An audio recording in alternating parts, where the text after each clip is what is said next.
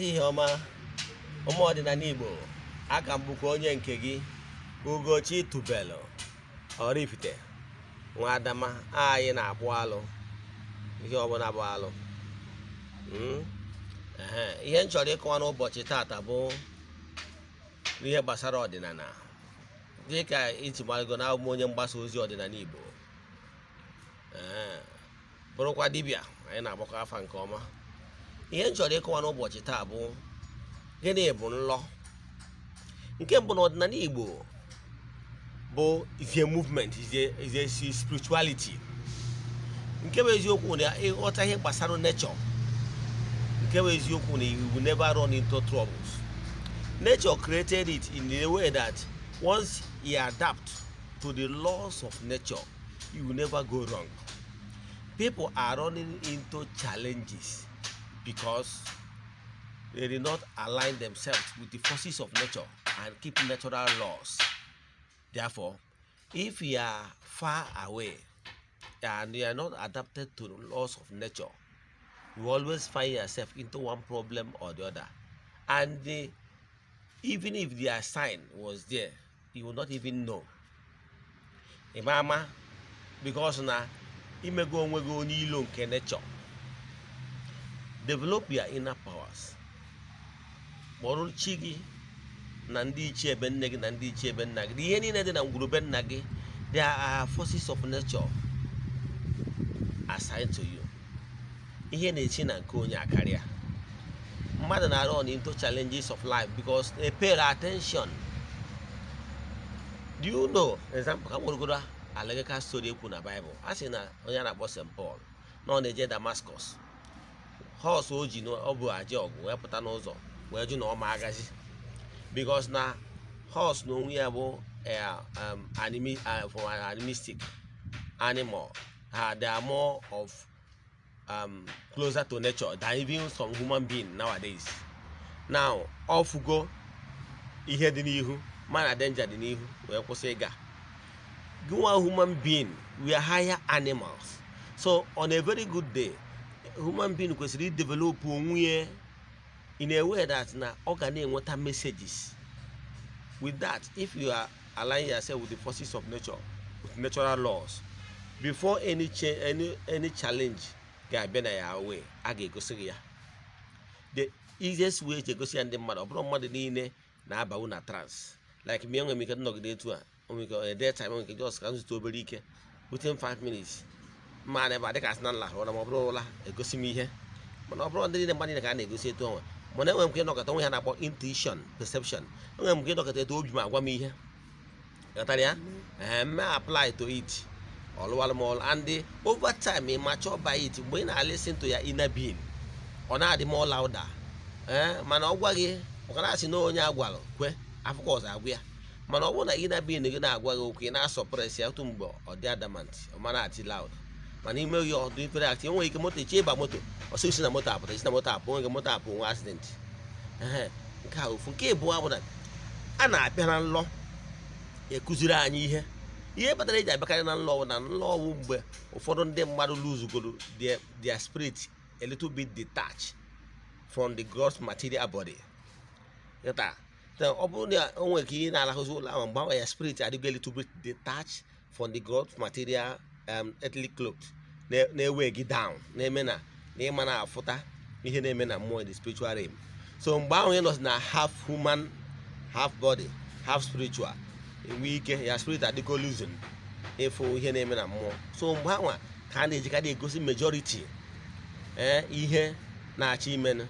Ndị ọzọ onye nwere ike mgbe nke ọzọ wụ spiritual development, develop onwe gị before anyị ike na-ezighị ozi anytime, any day. Mana aside by that, majority of human being on earth now na-enwetakarị nke ha n'abalị. Now, ọ bụrụ na ị na-pay attention to those things because you are closer to nature, you can never run into troubles. So, believe in me, problem niile mmadụ na-enwe na-awụ man-made because of ịkpọchi ntị. Ọ bụrụ na ịbụ onye dị closer to nature, ị nwere ike nọkọta ifu onwe gị na nlọ ebe ị na-egwu mmiri. Enidro ka agwa gị in this condition that na ị nwere something to do with waters.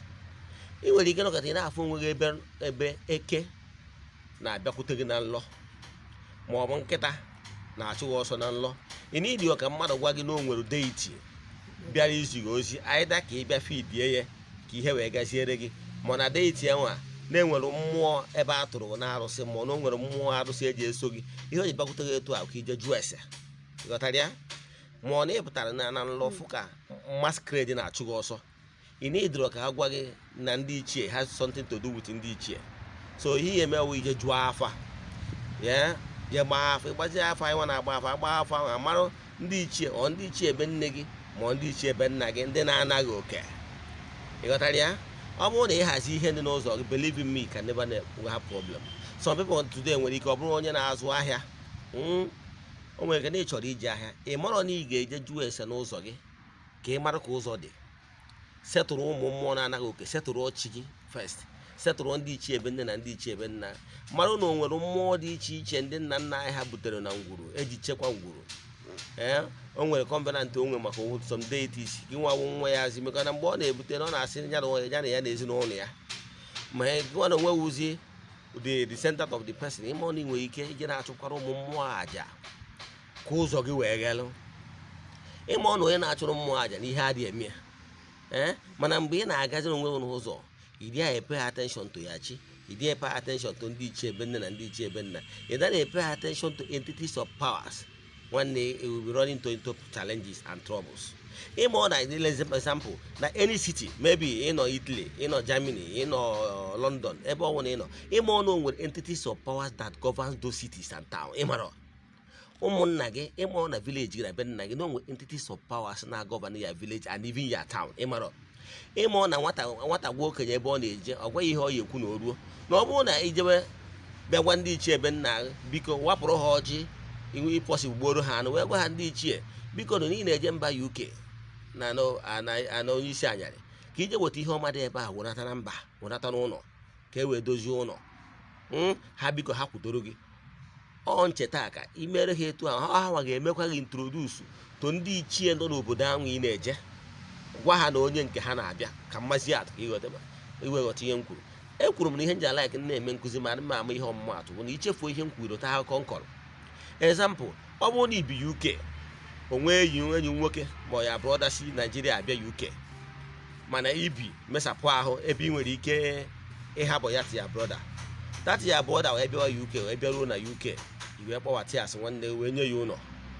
Ịfụrụ na solve gwere 50% of problem ya na ihe fọziri na onye nwa ịbalansị ọfụma, ị ga-eji wee compare onye na-abịa UK, ikwu ya nọrọ ya, ibe ya nọrọ ya. In fact, nwere any provision, not just ịlahụwa na hotel ben gbawazie mbọ nwere ka ọ ya esi wee nweta ụlọ ebe a ga-house ya. Ife ọ na ihe dị iche na these two stories ngwa nkọwa na etu a ka ọ dị. Ịbụrụ onye ndị ichie ebe nna gị na ha nọ in good terms, ha wee jiri aka ha wee mee gị introduce to ndị ichie nọ n'obodo ahụ ị na-eje, nwanne ịma ọ na ibute ike gị dị izi. So ihe na-achọ ịkọwa abụọ maka na onye nwatakịrị gwa nna ya ebe ọ na-eje, agwaghị ihe ọ ya ekwu na oruo na nwatakịrị nna ya dịrị ori na-eji ụkwụ agbawa ụzọ. Mana ọ bụrụ na ijebere mba ka ije weta ihe ọma dị na mba, ndị ichie ebe nne gị amarọ, ndị ichie ebe nna gị amarọ, kedu ka o si dị oke ya aga n'ihu? Ọ gbakwa sọ ndị nọ mba ofesi. O nwere ike ị na Abuja, ịnọ Lagos, ị gwara ndị ichie ebe nne gị na ndị ichie ebe nna gị na o nwere ebe ị na-eje. Ọ bụrụ ịgwa ha na o nwere ebe ị na-eje na ị na-eje na ndị mba ọzọ ka ije weta ihe ọma dị ebe a wụnata n'ụlọ, ha kwudoro n'onu, ị na-awapụrụ ha ọjị.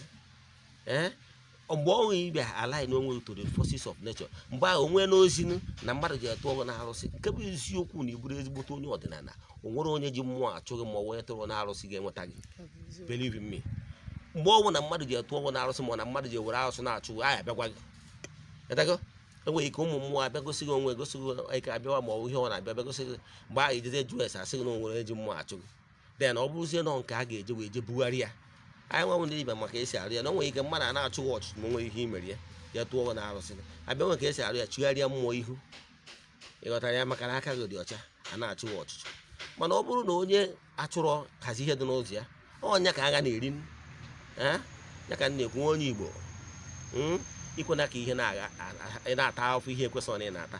Ana m achọ ịgwa na 50% of ahụfụ ụfọdụ ụmụazị Igbo na-ata n'obodo a, ma ndị nọ anị mmadụ ma obodo oyibo, ụfọdụ ụgbọ lack of preparation, ọ kwadoro onwe ya akwado, ọ haziri ihe dị n'ụzọ ya.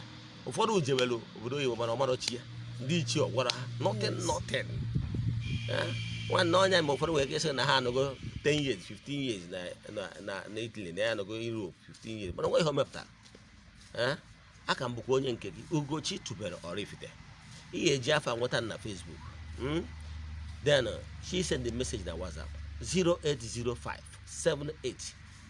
08057837672 Ugochi Tubelu Oraifite inwe ajụjụ ọnwụ na inwelụ n'ihe nkọwalụ ma ọ bụ na ihe ọbụla a na-eme n'ọdịnala Igbo ịghọtasịrọ ejụọ m ịchọkwa ịgba afọ anyị na-agba afọ ọfụma anyị na-alụ ọma dị iche iche n'ọdịnala Igbo na-enyere ndị mmadụ aka ihe anyị adịghị alụ bụ nke ọjọọ ma igbu mmadụ ya gazienụ ndewonụ